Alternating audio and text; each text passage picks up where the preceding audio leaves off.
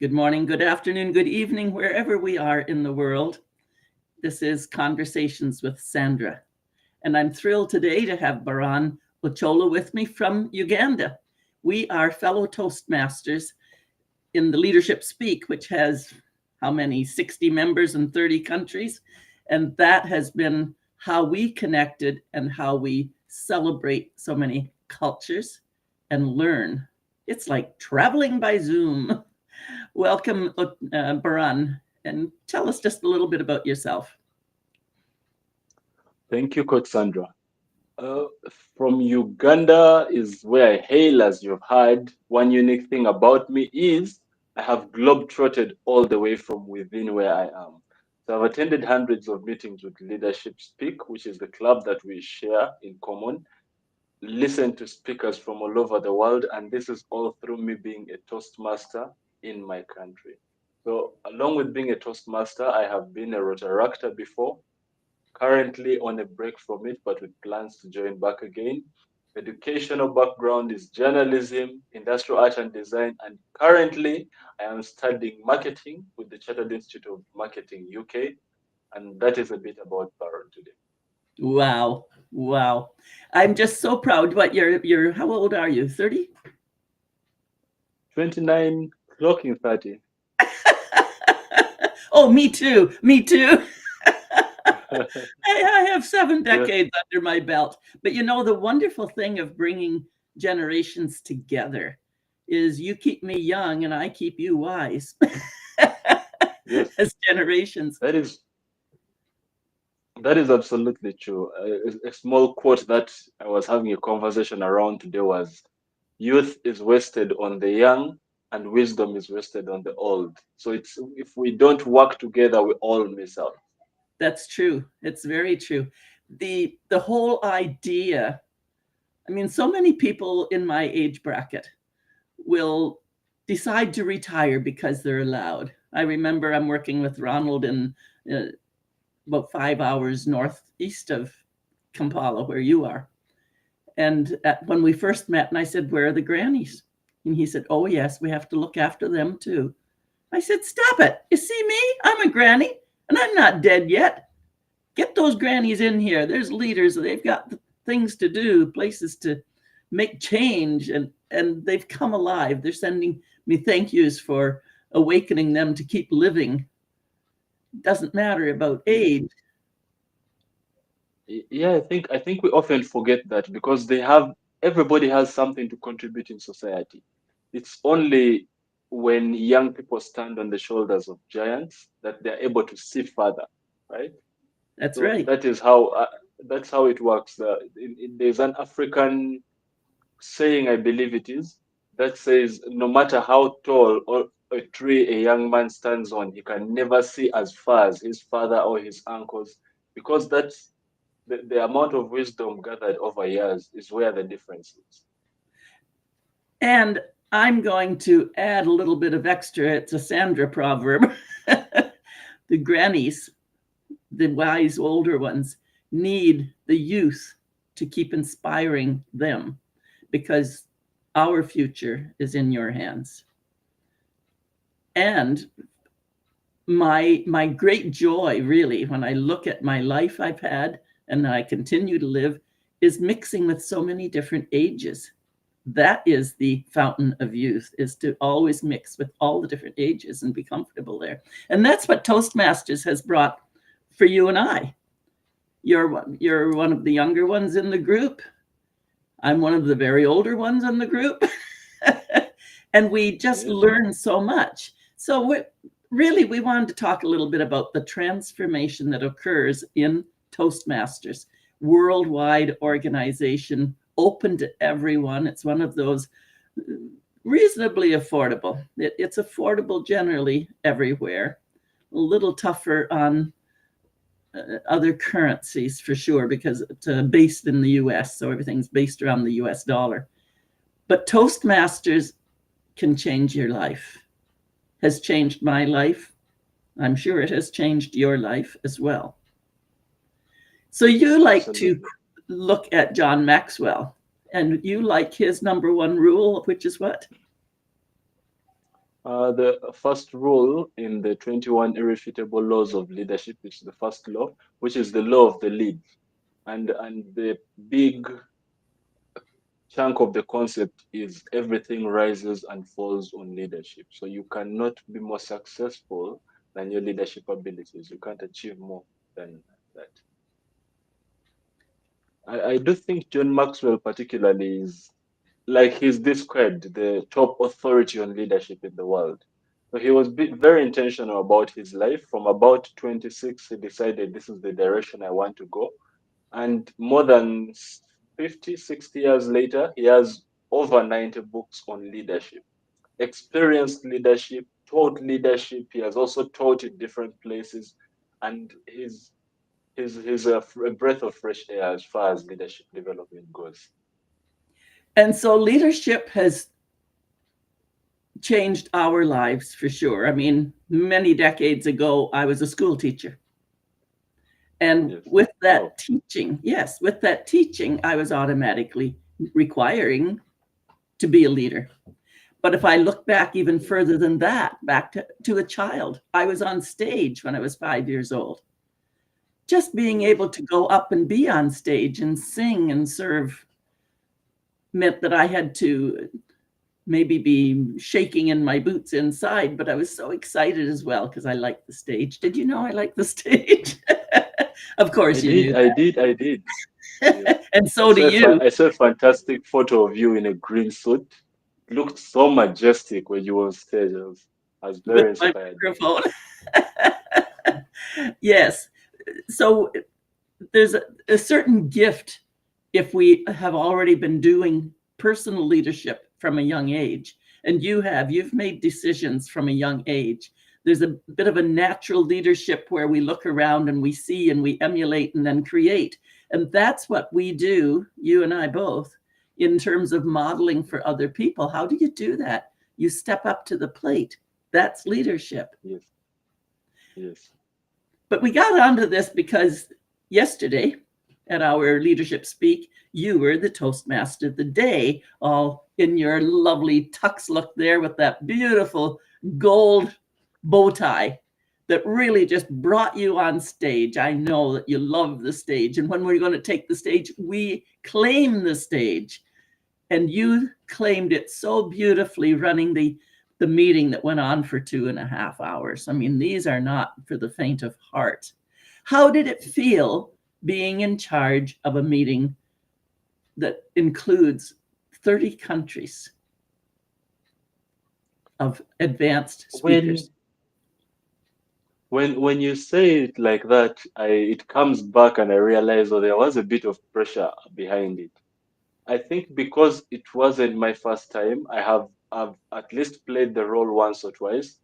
I knew that this is how you execute a really good meeting. I also knew that the pressure was on because, nonetheless, whether you feel it or not, the pressure is on because everybody in this space of advanced leaders is highly critical. Why they are highly critical is not necessarily said that they can point out what you did wrong or this or that. It is that everybody who is a leader has to first subscribe to being a student of leadership. If you're a leader, you have to subscribe to being a student of leadership because you can't be a leader and then you go out there and say, me, I do what I feel like doing. That means when other leaders are in the execution process of their roles, everybody is watching critically to say, what can I learn? How is this process? They're always looking for lessons. And that pressure was felt, but because there was a team behind it, there was the mastery of the skills it takes to play the Toastmaster of the Day role. And I just kept getting encouragement here. You're doing this well, you're doing this well, and look out for this. And so there was a lot of flow in it, but it was a very big privilege to be able to do that. A short background of that is when I was about, I think, 10 years old, in primary school, a friend and I used to preach to the younger children. So that Okay. was primary five for the Ugandan education system, primary five, primary six, primary seven, which is about 10, 11, 12 years. And it sort of now takes away from that element of thinking the audience is from different countries or the audience is this. In your mind, it is the audience is human beings, and I need to pass on this message. I need to have an impact with them. I need to connect with them. I need them to have fun while we are doing this. So that is really what was running through my mind. That's beautiful. That's beautiful. I've been in Toastmasters, what now, 32 years. And Yes. it's a laboratory. It's really a remarkable place to come together to lead and to learn.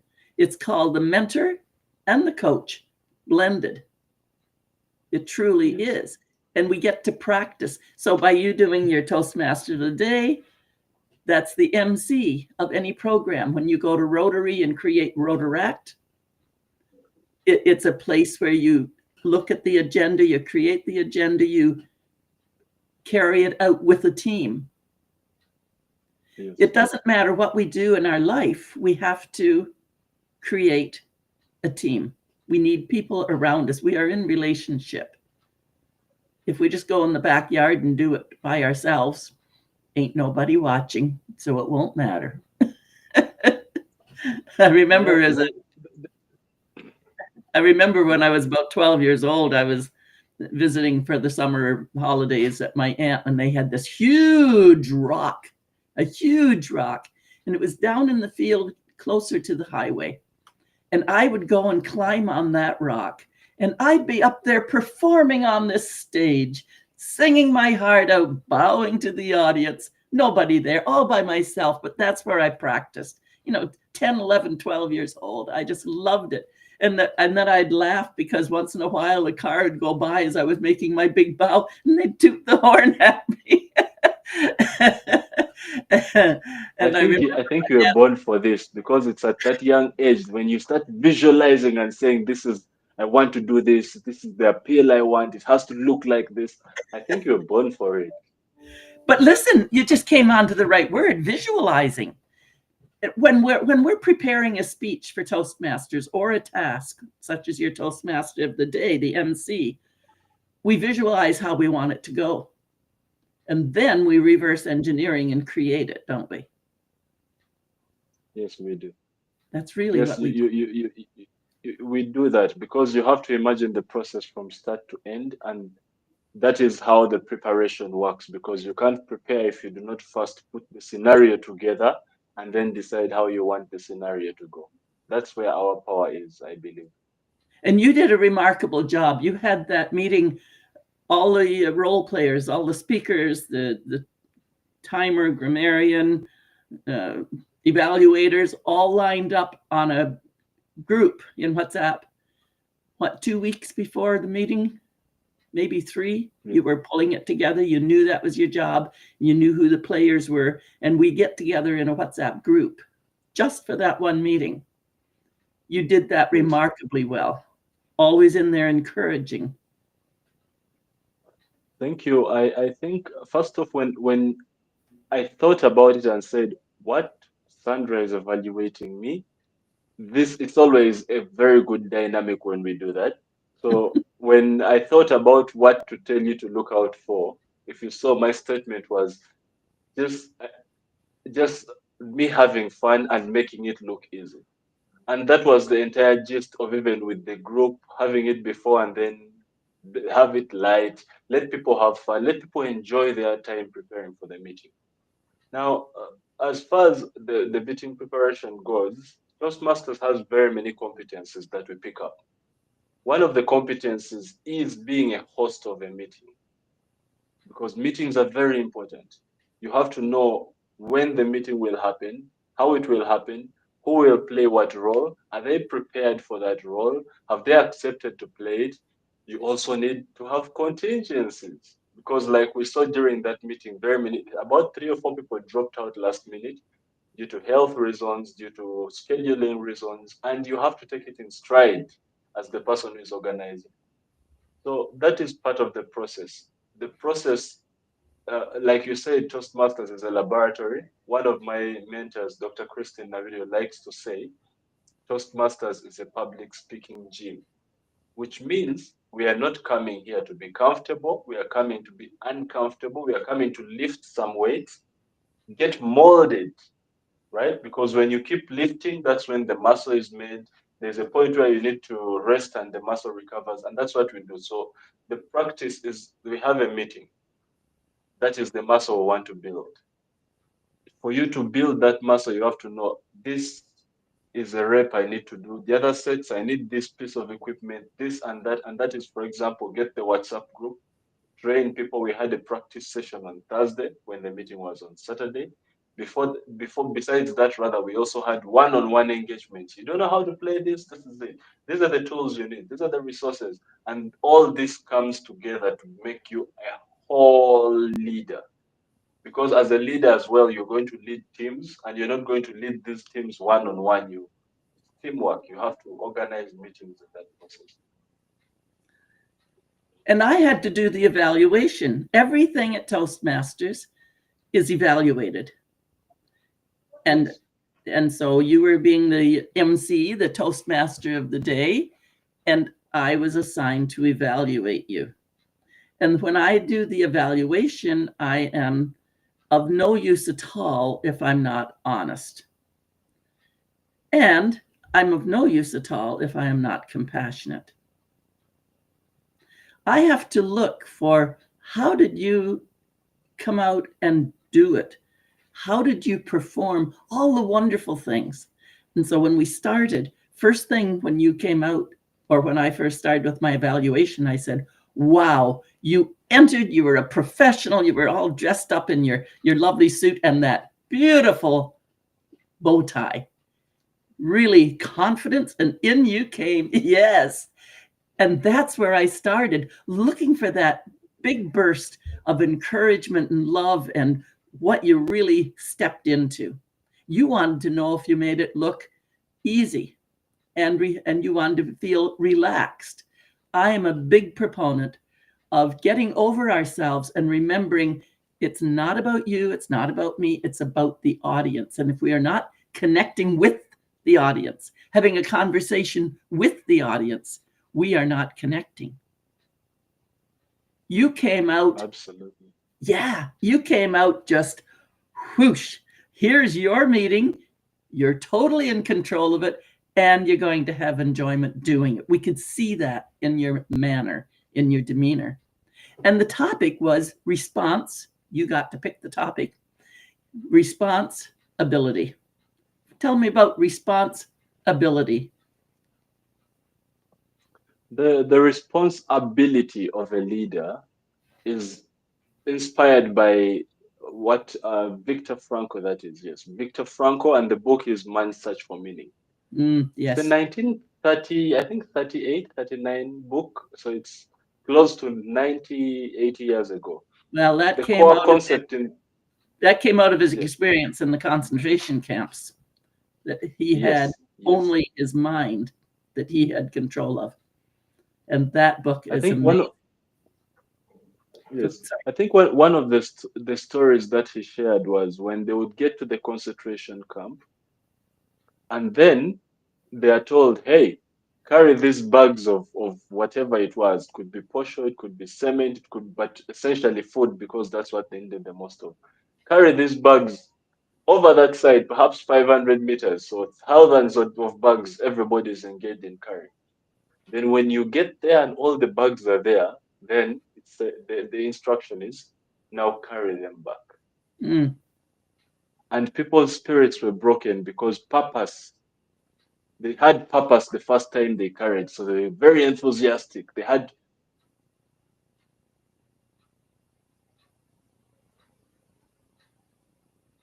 You just froze there a little bit. That book and the stories in it is one of those that we need to keep going back to and read again. And then after that, their spirits were broken because they had no more purpose. They knew that we are carrying We'll just this. Keep going here for a second. Carrying those bags back and forth, the first time they carried it, they had purpose. I'm just going to bring out a couple of the points that Baran was making. They had purpose in carrying those bags. They knew that they were going. But then to have those bags to return and carry back removed the purpose. You had just frozen there, Baran, so I would just filled in that little bit on purpose. Yes. Yes. Thank you so much. I was saying it's in that incident that your purpose is taken away. A lot of times, people's spirits will get broken. But that's when Viktor Frankl realized that right there is where your power is. How you respond to this. If you respond by giving yourself another purpose, your own intrinsic purpose other than the external one. If you respond and say, no, I will stay through this circumstance because I have work to do when I get out. My family is waiting for me. Or those different scenarios are what decided the difference between the people who made it out of the concentration camps and the ones who saw their ending while they were there.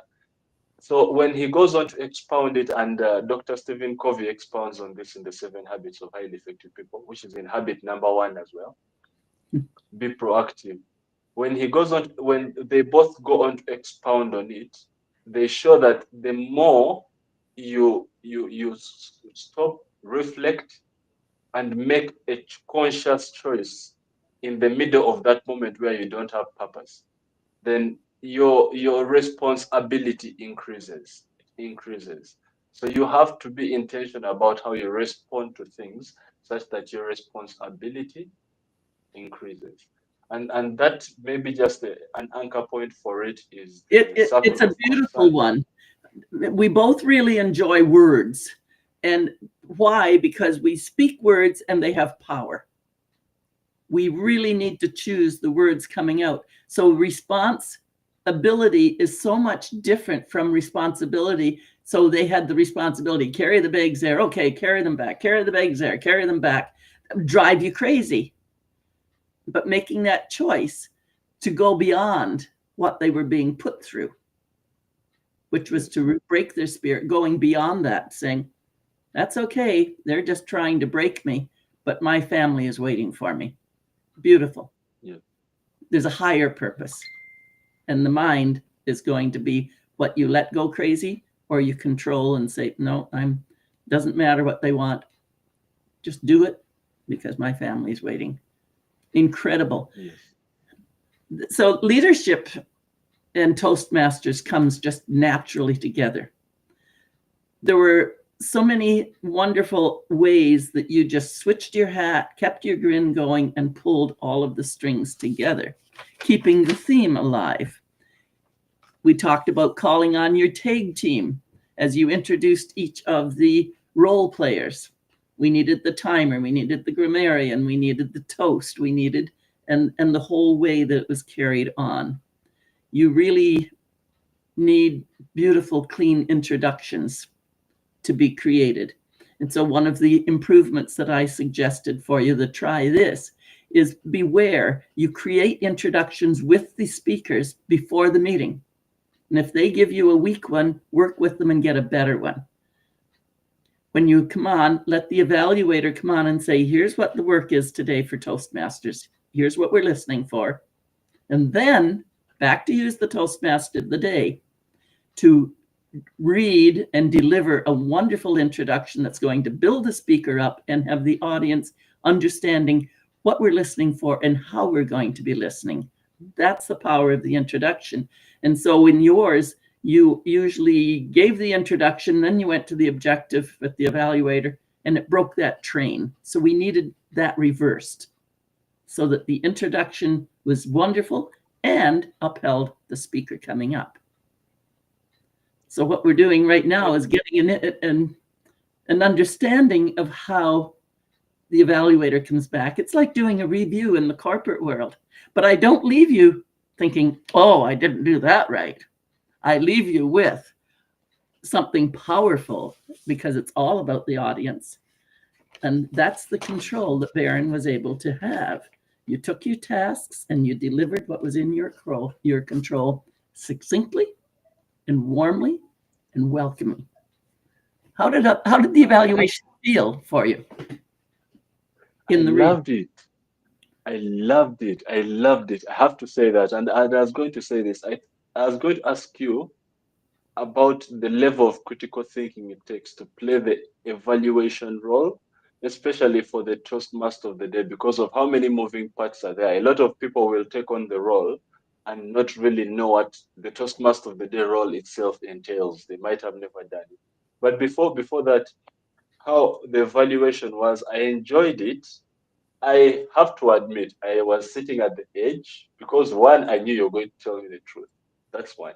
I knew you'd be compassionate nonetheless, but I knew you were going to tell me the truth. I wasn't sure if I was ready for the truth.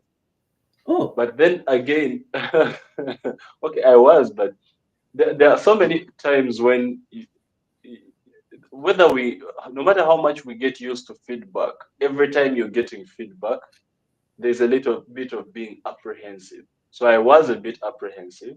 And then when we broke the ice, when we got into it, I started to have so much fun because I'm trying to avoid using the word validated. I was affirmed. Perhaps that's a better word. I was affirmed because the work that was done, the concentration, the attention to details, was not for nothing. At least it felt that, oh, somebody saw that I actually cared about this role while I was doing it.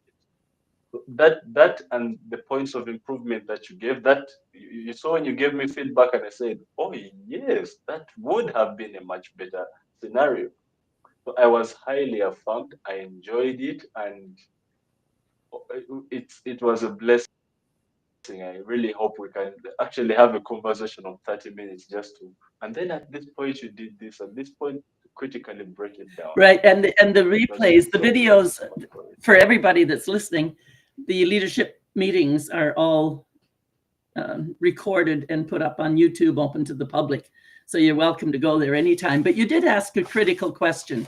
How do I, as the evaluator, sort out how I'm going to prepare?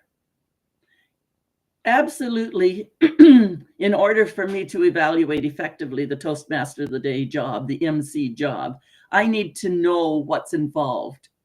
So even as I'm the evaluator, I'm included in your planning group right from the start. I see everything you're going through. Yes, this person's speaking. Oh, no, I'm sick. I can't do it. I see how it all has to be put together. So from the background, I'm included and I'm staying up to date with it. I see it. I don't ignore it. I follow. I don't do a lot of commenting in there because I don't need to. It's not my job, but I'm in the know. The next thing I need to know is, what is the task? What is the job of the Toastmaster of the Day? When you're being the MC, and I keep referring to MC so that people know that that's what we're learning, is setting up a meeting, running it. But when I know that who I'm going to evaluate, and I know that, I knew that 2 weeks, 3 weeks ahead of time, and I have this vision of Baran. I know what I'm expecting, and I know what he expects of himself. And therefore, I'm getting a vision of where I want to go and how critical I want to be. And I also know that you receive critique bravely. So as an evaluator, I'm assessing who I'm evaluating. If I'm evaluating a brand new Toastmaster who's doing the MC job for the first time with a sophisticated advanced club, I'll be gentler. But you've been at this. You need the straight goods. So even the gentle one will be straight goods, but they'll be not digging as deep. So that's my frame of reference. The next thing I do is, while the meeting is going on, and I know that's my job, I'm just scratching notes, scratching more notes, and scratching more notes. And the highlighting comes after, while I'm preparing to give my evaluation. I think, okay, I have to get this down into 3 minutes. You've done a 2.5-hour meeting. I have to get it evaluated in 2-3 minutes. That's a tough row. So that's why I started with the highlighter. What are my key points I want to bring forward all the way through? Sometimes I start writing the improvement, and I'll start down lower in the page, because I have to remember, when I come in, I want some really good positive stuff. So even where I place it on the page will make a difference for me in my thinking. When I give the live evaluation, I'm just thankful I've colored the areas, calling on the tag team, wearing the hats and having a grin and the humor behind the scenes. So I had those highlighted so I could pop through those in the 3 minutes.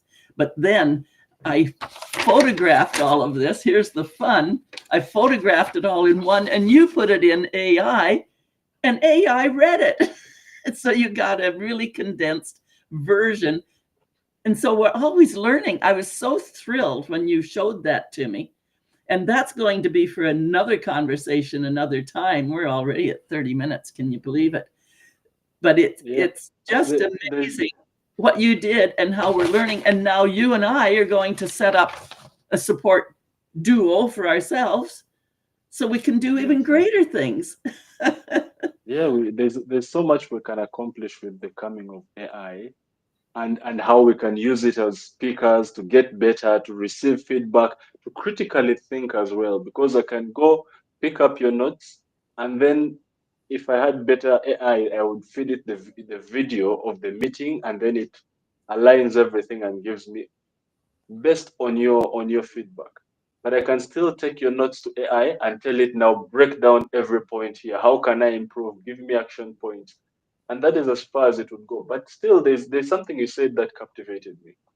You said there is you know what to expect, but also what I expect from myself. And that's a very key thing, because I just want to highlight it. It begins with us. For example, for me as the Toastmaster of the day, I shouldn't be working with the idea of the general evaluator is going to evaluate me, so I need to do a good job. No, it is essence over ego. So I need to do a good job because I need to do a good job. Right. Right? And when you said you know what to expect from me, or rather you know what I expect from myself, that's a very key point for everybody to note. Because if people look at you and they say, "Ah, that person is lackluster," then they will look at certain feedback and say, even if I gave it to them, they wouldn't get it. So that was a really key thing to note. The essence and the intention is really so important. But I am going to wrap this up, and we'll get together another time and talk about AI and working together and how all of this networking makes such a difference in our lives. And we'll do that in another conversation with Sandra. But I want you to just give some final words. What would you like to say to the audience about our experience here with the Toastmaster business? I have two experiences I would like to really summarize. One is the first time I met Toastmasters. I'm once again going to mention my mentor, who is a very good friend of yours, Sandra, and that is Dr. Kristen Navidio, who we affectionately call Dr. Sunshine in Oh, our right. Toastmasters Okay. Club. Yes. I think at first you were hearing her real name and saying, "Who is that?" I'm so Then I used to said Dr. Dr. Sunshine Sunshine. that I keep forgetting the name, the real name. But Yes. I know Dr. Sunshine, and when I get back to Uganda, I'm so excited to meet all of you in the Labola Toastmaster Club. So many friends there. Anyhow, sorry, We'll I throw a interrupted you. party. Go with it. We'll throw a party. So when I first got to know Toastmasters, I must have stood out because, like you said, we love using words. So you can hear somebody speak and you know that this person, this is what is in their mind, and this is probably where they should be heading. So she pointed me in the direction of Toastmasters, and her statement was, in 6 months, if you take this path, you will not recognize yourself. I guarantee you that. Oh my God, I've been playing catch up since then. I have been playing catch up since then, because it's so far ahead that sometimes you just need to pause and let life try to catch up with, because it's so much growth, so much happening. The second story is, after it was about 1.5 years after that experience, I officially joined Toastmasters a year later after that. And then Oh, after joining, I participated in contests. After participating in contests, I went until the division level, the district level, for my first year in Toastmasters officially, in the evaluation speech contest. We went to Dar es Salaam, traveled all the way from Uganda. I sat at a table and interacted with a lady whose name I can't remember now. And she told me, hey, how long have you been in Toastmasters? I said, 9 months about. I said, I've been in Toastmasters for 8 years and I have not yet achieved what you've achieved in this space. In 9 months of officially being a Toastmaster, you Wow. are delivering, you're crossing countries to go and compete in a public speaking contest. And that conversation set precedent for me. It greatly affirmed me. And I mean, it's about 3 years later since that conversation, and it is top of my mind on a daily basis. So for anybody who is out there, you can sit and watch people grow, or you can jump in and be part of the growth. And that's what Toastmasters offers. Wow. I think I'm going to leave it right there. That is a beautiful ending. Baran, it has been an absolute pleasure having you here with me on Conversations with Sandra, all about our Toastmaster experience. Thank you so much. Until later, everyone. Thank you, Sandra.